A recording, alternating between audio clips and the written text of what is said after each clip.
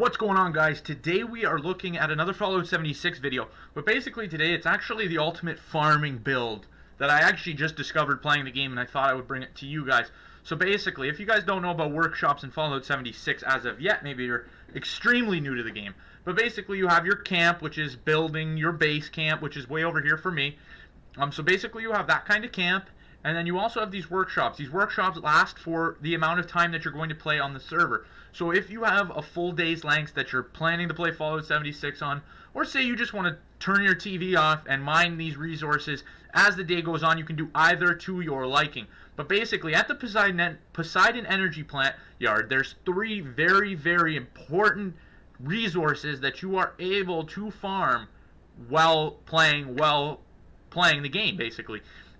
And they just farm over time. Like say that you have a fertilizer thing at your house or a water purifier at your camp. That basically, it purifies the water, and then you can go up to it and get it. You can lock it from other players and do as you please, and your whole team gets the benefit. So basically, at the Poseidon Energy Plant, you have three major resources, as I'm going to show you now. So the number one, where I am now, this is where my lead extractor is. So basically, this will extract lead from the ground. If you go into your build menu, you see that it does require 10 power. So basically, you just got to put down 2 generators, and then you have the resources at the Poseidon workshop. So you don't actually need these resources. I need the copper, screw, and steel because, as you will see, one of the resources takes a lot of power, so I've had to build a lot of generators, and I have to go into my own amount of steel circuitry and stuff like that. But basically, this is the lead extractor. It produces 33 lead an hour. So if you have an hour, you get 33 lead automatically. And I've just been spawning it over time. I've just been sitting here, and you got to watch it, because if anything comes by and damages one of these power plants so that they don't run properly, then this will stop producing lead. So it's pretty cool. It's a pretty cool system that Fallout has, and that's just one of the ones that are at the Poseidon Energy Plant. The second one is actually over here, and it's the aluminum extractor. So if you don't know, if you haven't played Fallout 76 for a long period of time, you wouldn't know yet. But at Tinker's Workbench, you are going to have to create ammo with aluminum, lead, steel, and I think that there's one more thing that's required, but you usually get a lot of it throughout the game. What you don't get a lot of is lead and steel, as I've been seeing. Lead and aluminum.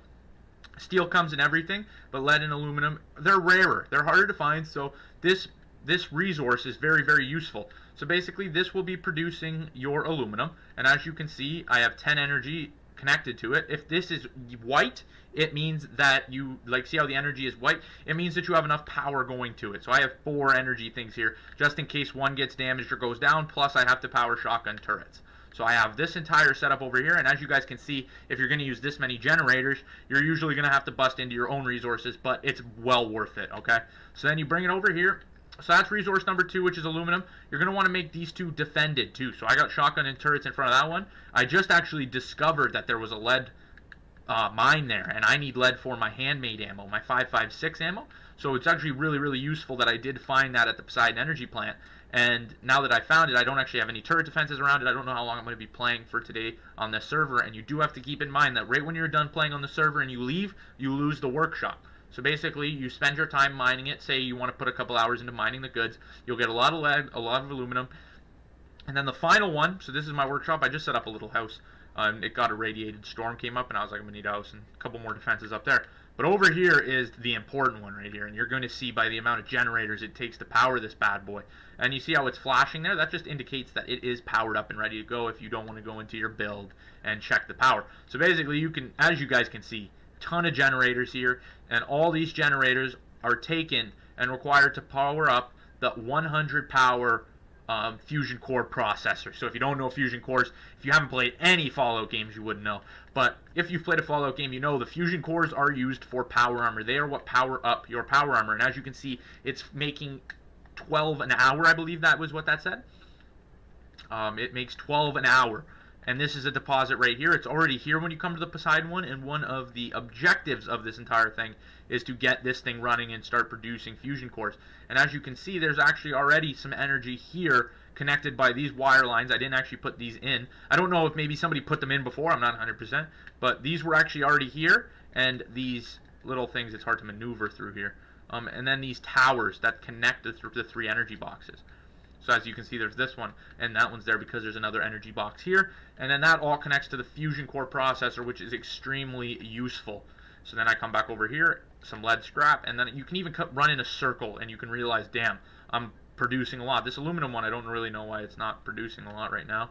It's actually real nice stuff. And then you see how it says locked? Just to show you guys if you don't know this, maybe you don't. But if you click, what button was it? If you go to edit and you click the left trigger, so if you click the left trigger, you're actually given a set of keys depending on your level. And I set it to a level 3 lock. So they have to have a level 3 to unlock this thing. As of me, obviously, it's mine or any of my teammates. They can go into this as they please. But anybody who's going to come up, they need a level 3 pick lock. And if they do steal from you, they automatically get a bounty. And a bounty is annoying. So then basically what else I did, or what I would do, I actually haven't even done it yet, but since this is probably the prime ammo build, is I would take this section, and I see this was already here when I got here. If you have it yet, if you don't, you can even leave it in the comments if you don't. I can give you one if you're on PS4. If you're on PS4, I have tons of plans for these benches, and I'm just going to show you guys that if you go place the Tinker bench, and then you get out of this, and you got to get out of your power armor. You can't wear power armor to do this. You can't wear power armor to craft. That's for the people that really have not played this game. So then you come down to craft, and as you guys can see, while it loads, is 5.56 ammo, takes gunpowder, lead, and steel. Gunpowder is easy to create, as you can see I have 400, and steel is scrapped from everything.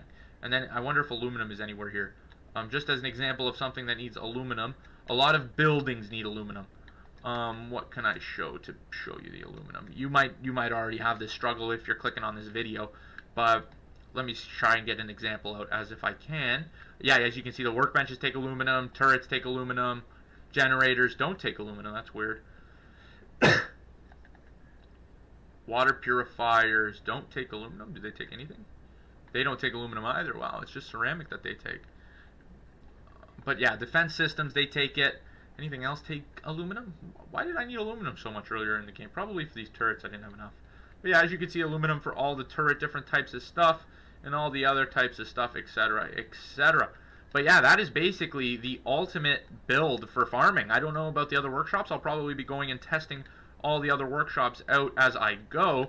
But this one was very, very important. I needed a lot of lead, so I thought there's probably other players that use the handmade that need the 5.56mm ammo. And they probably need the mineral extractors, lead, for their ammo. But if you guys enjoyed the video or learned anything from it, drop a like. If you're interested in more Fallout 76 content, you can leave a like on the video. You can subscribe. I'll be creating more as much as I go. And you guys know the deal. That's it. That's all. Thank you guys so much for watching. If you're watching in the day, have a great day. If you're watching at night, have a great night. And that'll do it for me today. Peace out, guys.